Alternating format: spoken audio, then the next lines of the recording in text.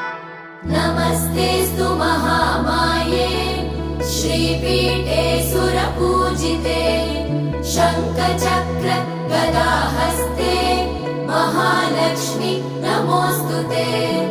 नमस्ते गरुडारूढे कोलासुरभयङ्करी